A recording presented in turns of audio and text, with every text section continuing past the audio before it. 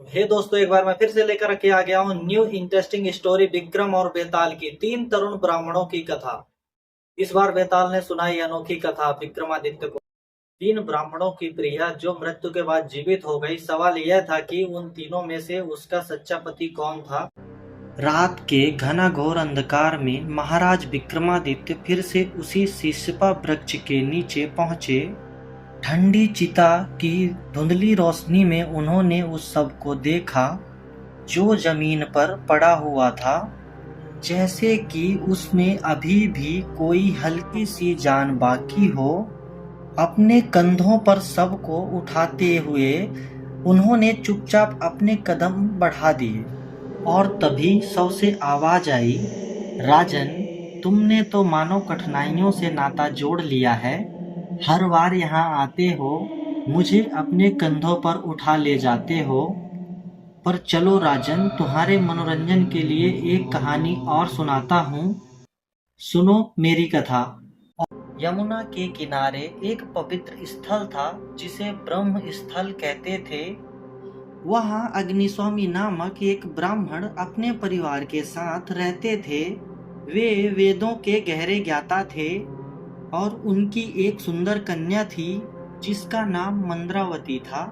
जैसे ही मंद्रावती जवान हुई, उसके सौंदर्य की चर्चा दूर दूर तक फैलने लगी।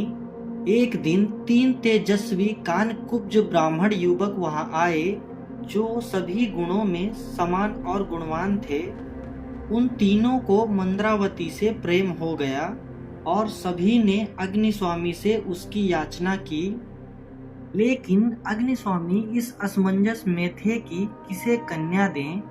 उन्हें भय था कि अगर उन्होंने एक को कन्या दिया तो बाकी दो नाराज होकर एक दूसरे से लड़ सकते हैं। इसीलिए मंदारवती अविवाहित ही रह गई। तीनों ब्राह्मणों ने चकोर का व्रत लिया और रात दिन उसके मुखमंडल की ओर टकटकी लगाए रहते। लेकिन दुर्भाग्यवश एक दिन मंदारवती को तेज बुखार हुआ और वह मृत्यु को प्राप्त हो गई। तीनों ब्राह्मण इस हानि से शोकग्रस्त हो गए। उन्होंने मंदारवती का अंतिम संस्कार किया और उसकी चिता की राख को अलग अलग अपने साथ ले गए। पहला ब्राह्मण वहीं मड़ैया बनाकर रहने लगा। उसकी चिता की भस्म सिराहने रख कर तपस्या करने लगा। दूसरा ब्राह्मण उसकी अस्थियां गंगा में प्रवाहित करने के लिए निकल पड़ा और तीसरा ब्राह्मण योगी बनकर देश विदेश में भ्रमण करने लगा।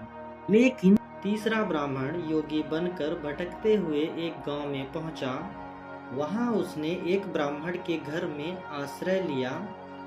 रात के भोजन के समय उसने एक अद्भुत घटना देखी।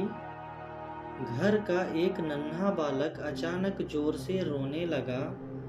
उसकी माँ ने उसे चुप कराने के लिए बहुत कोशिश की, परंतु जब बालक नहीं माना तो क्रोध में आकर माँ ने उसे उठा लिया और जलती हुई आग में फेंक दिया। कि यह दृश्य देखकर अवाक रह गया। लेकिन उसने फिर देखा कि ब्राह्मण ने कुछ मंत्र पढ़े और अभिमंत्रित धूल को आग में डाला, जिससे बालक ज्यों का त्यों जीवित हो गया।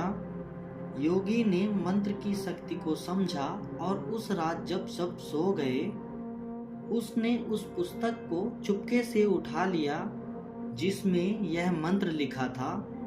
उसे लगा कि इस मंत्र से वह अपनी प्रिय मंद्रावती को पुनः जीवित कर सकता है। रात दिन चलता हुआ योगी उस स्थान पर पहुंचा जहां मंद्रावती का अंतिम संस्कार हुआ था। वहां उसने उस पहले ब्राह्मण को देखा जो उसकी चिता के भस्म के पास तपस्या कर रहा था, और दूसरे को भी देखा जो गंगा से वापस लौट आया था। उसने उन दोनों से कहा कि वह मंद्रावती को जीवित कर सकता है।